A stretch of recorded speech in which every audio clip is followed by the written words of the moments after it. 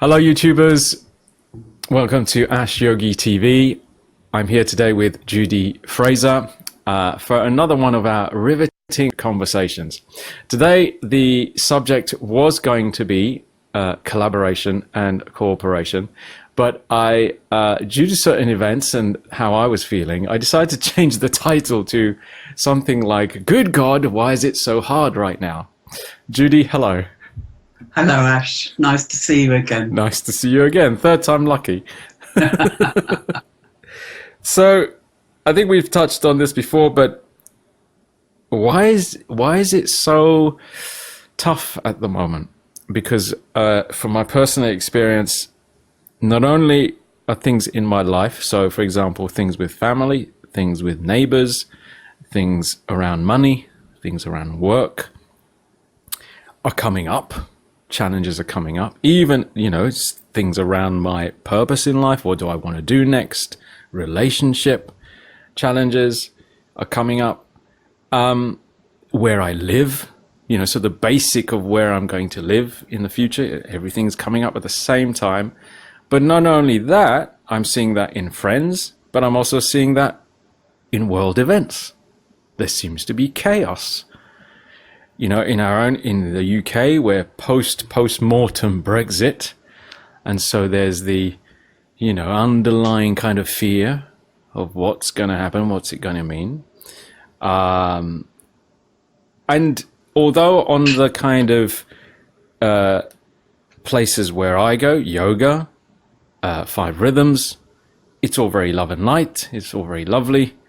At the same time, the contrast is on the street, you can feel there's an angst. You can feel people are still being over-consuming, or people are still being somewhat nasty to each other in a way. So, it's almost, for me, I'm surprised, why is there not more of a call towards collaboration, cooperation? Hey, this is a time we need to get sober and maybe come together. Anyway, that's where I was coming from with this title. Perhaps we could shed some more light on it. What are your views on all of that? Well, first of all, the macrocosm will always be reflected in the microcosm and vice versa. We're going through a collective transition, and out of chaos comes new order, we hope. There are certain cycles that we go through. 7 years is a physical cycle, which is why certain religions say, give me a child till they're 7 and they're mine for life, because they're so malleable and impressionable at that age that certain concepts can be fed into them. Having said that, whatever's happened to us in the last 7 years will meet itself coming back. So we'll complete a circuit, and when we complete it, certain events and experiences will be reflected back to us. And we have to almost take a step back and say, well, I'm not going to react automatically. I'm going to examine what attitude I have now. Now, that's not the only thing. An 8-year cycle is the emotions. A 9-year cycle reflects how we feel intellectually and what we're going to do. And 12 years is a spiritual cycle. The difference between the 7 and the 12 is obviously 5, and that's the cleansing of the 5 bands of the aura, or old memory, however you want to describe it. So what we'll find happens at the end of a cycle is that cycle will be reflected back to us. It may be people we haven't seen for 30 years. It may be external events that we are invited to repeat or to release. It's a complicated process, and our attitude to it is paramount, because if we get so full of fear that all those bad things might happen to us again, they will. If we say, well, that was then and I learned from it, and now I'm going to move it on to the best of my ability with the help of the management upstairs and earth circumstances, then we're willing to move into the new. People don't like new unless they choose it. If it's thrust upon them, it's too easy to panic or to go into fear or guilt or any of those emotions, anger that we don't feel in control. And not only is it happening to us individually, but it's also happening collectively.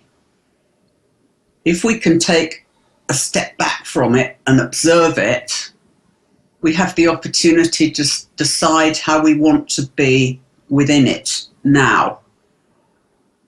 It may mean people move out of our space altogether, or it may mean people come back in, less the conflict that caused us to part in the first place.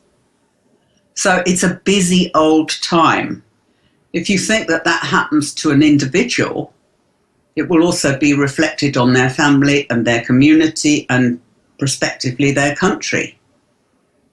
So people who have never experienced this consciously are inclined to panic. Whereas if they say, oh, yeah, I remember this has happened to me before, but I don't choose to repeat the same old, they'll create space, and only then can new stuff come into that space. Yeah. So it's stepping back and observing, and as they say, stepping from the observer viewpoint perspective. Yeah, well, a little more detached. Right. You know, you're not who you used to be. You're who you are now. Yeah. And so you can choose how you want to respond, and you can choose what attitude you want, and you can potentially trust yourself to go around spreading a bit of cheer. Yeah. So one of my exclamations was, "Oh God, not again. Not again." And so it was almost like I thought I'd covered that. And yet it was appearing again. So it's not appearing, and immediately almost the mind says, well, you've done something wrong. You didn't do it right last time, or you did. But in fact, almost you're saying, well, perhaps we're just meeting that again to tell ourselves, well, actually, we've moved beyond that now. Indeed. Yeah. Everyone's moving into a different place. Yeah. And they either do it with good grace or they do it with bad grace. Yeah. They're either grateful for the lessons that have been undergone that have taught them so much. Yeah. Or they do a woe is me, it's not fair, I'm being punished again scene. Oh God, yeah, even more intense, yeah. I'm being sacrificed. Yeah. I mean, you know, it's God, when I found myself in you know, either myself or someone close to me in that, it can be so absorbing.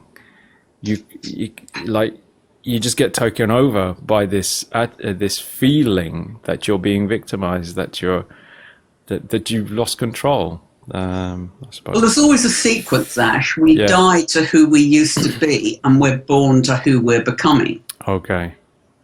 And that usually, initially, comes up as some kind of depression because we've suppressed certain expression because we don't trust ourselves to do it better.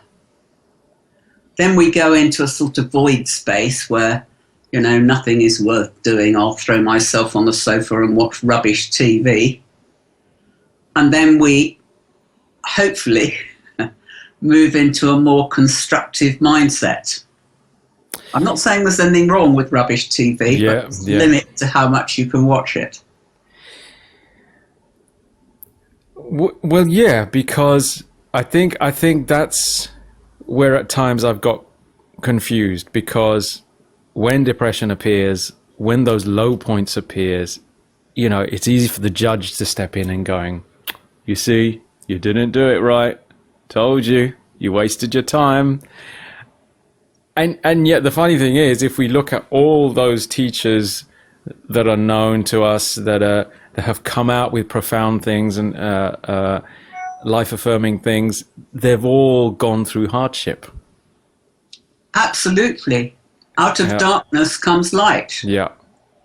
So why are we frightened when those small chunks of living appear in our space again? Yeah. Because if we knew the rules, for want of a better way of describing it, we would say, yippee, I'm evolving, and so's everyone around me. It can be, when it's collective fear or anger or sadness, it's horrible because one seems to infect the other and reinforce whatever collective emotion is being experienced at the time. And the secret there is to literally mind your own business. Right. We're so quick to judge others because it seems one better than judging ourselves. Then we go into the blame scenario. Let me blame anyone but me. Yeah. And we criticise and again reinforce that negative pot as we condemn people. I mean, we see a classic example of that in Turkey right now. Right. The coup has been squashed, but last I heard, 6,000 people had been arrested. Well, Yeah. Where's free speech within that? Within that, yeah. So it's almost like at the moment, chaos is here. Well, I've never known it on this bigger scale. Yeah. In my life, which has been quite long. Yeah. But in another way, if we can cooperate, if we can appreciate difference rather than condemn it, we can set up much bigger teams that bring a different perspective. Right, yeah. And if we can then negotiate with those teams and find out sort of who fits where, that's nothing but a good thing. Right, yeah. So what comes up for me there is something about people are transforming at different stages, different levels. So those of us, not that are more enlightened, but certainly wherever level, more awake, more, are aware, have got our attention units a bit more focused. I think we almost have a responsibility to start looking at collaboration, cooperation, and start living it. I agree. By example, wherever we find ourselves. And if we get into a precious little sect, for want of a better way of putting it, what are we doing? We're just talking to each other, which is very pleasant now and again, but probably doesn't help our next door neighbour. Yeah, that's it. It's. I think that time of it's us over here and them over there. That does not work and will not work. Nor should it. Yeah. If you look at when you were at school, if you can remember that far back, which is all kids were at different stages. Some went up, some went down, some left. So at a certain point in time and space, there will be a shift. Yeah. It's a perfectly natural phenomena. Yeah. If we stay connected to our spiritual practice, but we're also very earthed, so we can spend as much time chatting about the merits of which paint we happen to be using as we do greater scenarios, we'll make a pleasanter life for ourselves and for other people. Yeah. Yeah. But it takes practice and persistence to be able to smile when everyone's scowling. Yeah, and that's day by day, isn't it? Day by day, moment by moment. Yeah. Yeah. Yeah. Yeah. That's not just on the yoga mat. That's not just on the retreat. No, those create potentially a higher standard. Gotcha. But they're only a theory until they're put into practice in everyday life. Yeah. Okay. And unless we are able to appreciate what other people do, but continue to do what we've been assigned by life, we're being either ambitious or mounting a takeover bid or whatever. So to observe our behaviors, Absolutely. and maybe dig a little bit more. What is our actual intention behind it? Are we playing out old stuff? Are we just doing it for the hell of winning or something like that? Or do we have a bigger picture, I suppose? Absolutely. Yeah. And if we really listen and observe, we learn an absolute load. But we don't, because we want El Supremo place. Yeah. So it's like, shut up, I wish to talk. Well, yeah, it's this mix of wanting to find our voice in the world and thinking that being overly confident is the way to do it. If we're confident about what we do and our own skill set, then we can appreciate that of other people. Yeah. And it's fascinating. I was talking to a neighbour yesterday. They're putting in a drive because parking is so incredibly bad around here.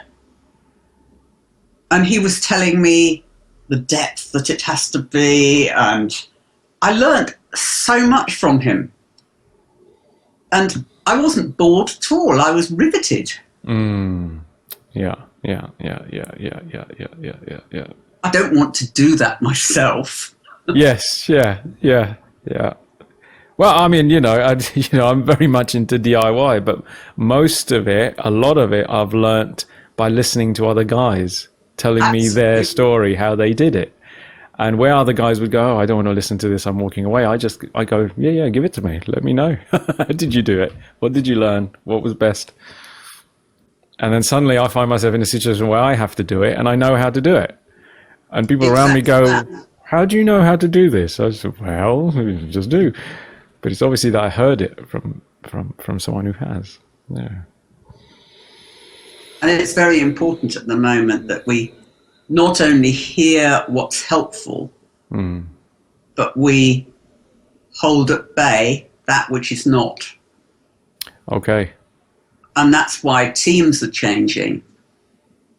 If we wouldn't be able to do this without both of us. As you know, my computer skills are not that great.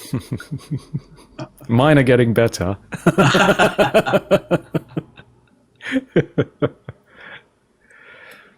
You learn what you need to do, but it's not your particular skill set.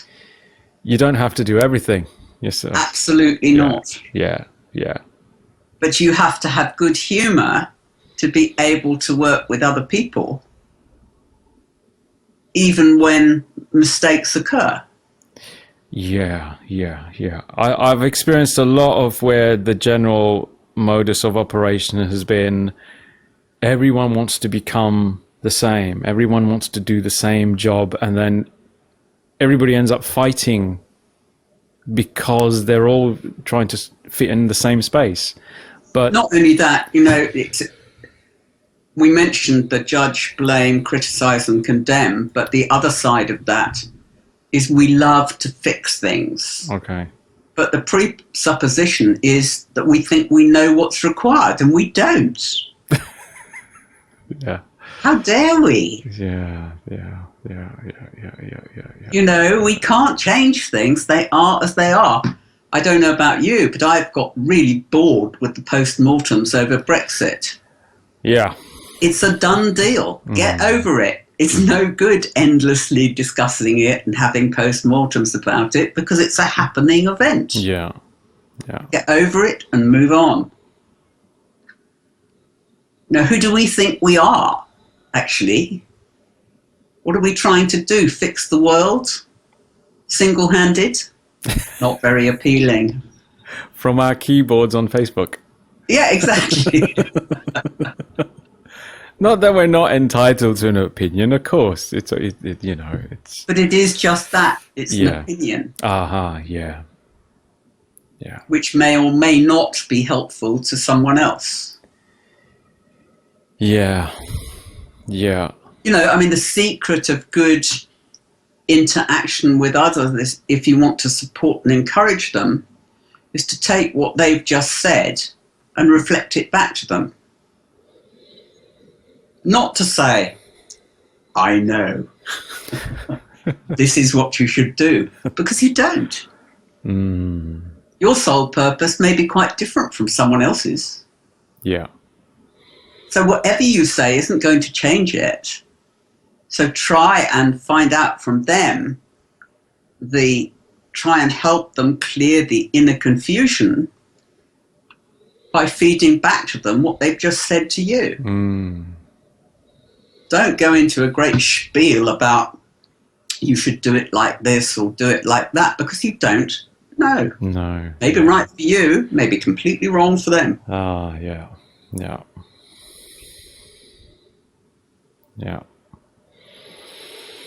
So to summarize, if things are getting tough, what's the deal?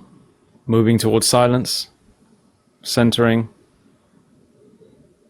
Yes, I think so. If you're connected to the management upstairs, or at least you're listening, which is meditation is not something you sit and do necessarily for hours on end. And so by management upstairs, so some people will have a concept of that, but we're kind of talking of perhaps a high intelligence. Is that what we're talking about? Like that, certainly. Beyond our small minds and small consciousness, if we want to look at it that way. So, yes, so sorry, I interrupted there, and you were going on talking about meditation. Yeah, you can meditate in the moment. It doesn't have to be separate from real life. It can be an integral part of real life, which just means standing back a little, centering yourself, which requires you to be well anchored to where you are. And then just observe what's going on and see what you should take and what you should give. You can't do that unless you're connected to your higher self, your soul, or whatever you want to call it, and you are rooted in the moment. Very often when people go to another country, they literally lose their balance. Right. While they settle. Okay. And then they regain it. That happens also during transition. You can be at home and suddenly lose your balance and say, what's going on?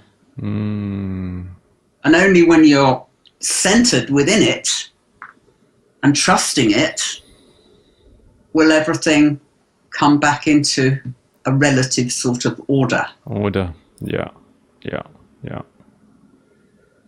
Okay. Yeah.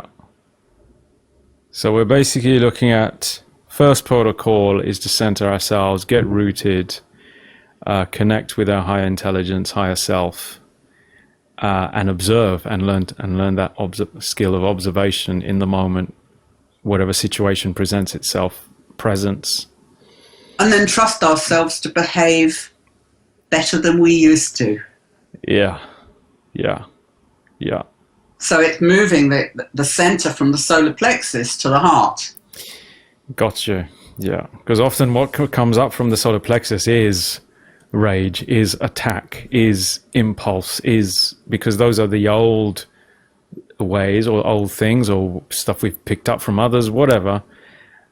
Whereas we're trying to take that energy and bring it higher up. That's exactly right. Right. Yeah. Yeah. Yeah.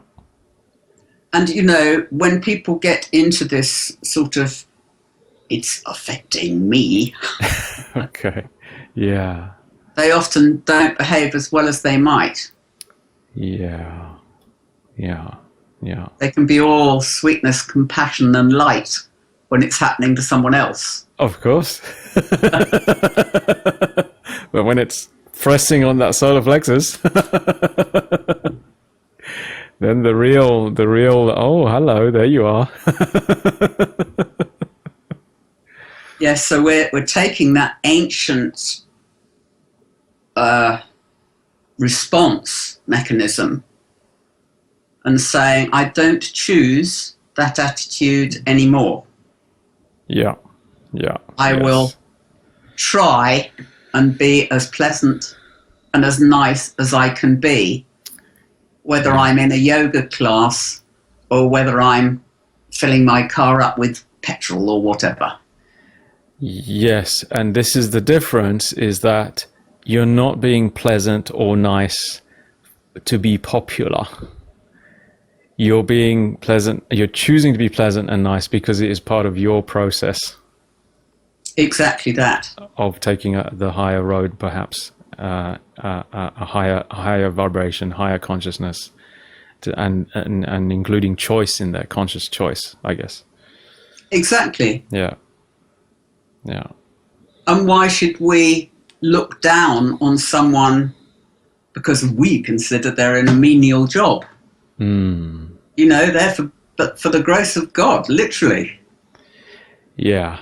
And we've very possibly been there in our pasts. Yes. Yeah. Yeah. Yeah. Yeah. Yeah. Yeah. Yeah. Yeah. Yeah. And how lucky are we that someone else is now doing that job and we're not? Oh, for sure. Yeah. And there comes gratitude. Yeah. You know, there's a catch saying that says gratitude is the attitude. Mm. Yeah. Which brings in all those things like humility and modesty and all that stuff. Yeah. Yeah. Yeah. Yeah. So the real proof of the pudding of any yogi or of anyone on the spiritual path, on anyone doing any of this stuff, is real life, is everyday to-day affairs, really. Exactly that. The service is in the moment, wherever you happen to be, whatever happens to be happening. Yeah. Yeah. And if you hold that trustful, peaceful vibration within yourself, you contribute service to the world, literally. Service in action, as opposed to as a theory. Yeah. Yeah. Yeah. Yeah. Yeah. So if you want to do your bit, transform what's already here. Yes. Transmute and transform what's already here. Absolutely. That's the first port of call, rather than having to change people out there, others. Well, if you have true cooperation and true collaboration, you are a democrat. You can't be anything else. Then you can start the negotiations that say, how can we work together? Where are the boundaries? What's your division of responsibility and what's mine? Yeah, boundaries sounds like a good word, because even in love, there are boundaries. Exactly. If we vicariously try to turn into the person we love or admire, we've ruined the whole thing. There should be 3 people in a couple's relationship. There should be you doing your thing, being completely free, me doing the same, and then us. Okay. What do we do together? If we lose our personal identity, we lose the reason we were attracted to that person in the first place. In the first place, yeah. And they know that, resent us for it. And that's true in companies. If we want to do someone else's job, then we're actually potentially trying to destroy them. Yeah. And rather than honor and appreciate them. Yeah. Endangering their position and their efforts, their work. Yeah. And we're quick enough to shout if they try to do the same to us. Oh yeah. So then also it's being aware in our workplaces, it's being aware with our peers, with any groups that we're working with, is to start being aware of the interactions, and bring awareness to it. Absolutely. And we will have to negotiate the new state, because it's like, well, I can do this, I can't do that, but you can do that. But we have to be truthful and not make claims to be able to do stuff we can't do. And that's part of the transition, because we move from one status into another status. You know, for instance, I used to run around the world like a berserk marble, working here, working there, etc. And then life stopped me because I had a leg embolism from overflying. So now I work much more via Skype or whatever, telephones, email, etc., etc. Well, I can either say, well, it's very pleasant, I can take a cup of tea and wander up the stairs to the office. That's not nearly as demanding as barging through passport controls and departure lounges. So it depends how you take it. When the change occurs, are you going to try and do what you've always done, in which case you will probably be a bit of a pain to yourself and everyone around you? Or are you going to appreciate the new status? Yeah, very wise words. I think we've given the viewers quite a lot to digest and consider. I'd like to thank the YouTubers for viewing. In the spirit of collaboration and cooperation, we'd love to hear from you. We'd love to hear some feedback from you on the videos we've been producing. We'd love to hear your thoughts on the subject matter of collaboration and cooperation and anything we've spoken about thus far. Do get in touch with us if you'd like to know more about Judy Fraser's work. Please go to judyfraser.com, where you can find out more about her services and also find out about her books that she has published. If you'd like to know more about Ashio Yogi TV, please go to the channel on YouTube. And once again, feel free to contact us at any point. Please like the video, please share the video, and subscribe to the channel. Judy, once again, thank you so much. Thank you for asking me back. Thank you. Until the next time. Bye-bye. Okay, bye-bye.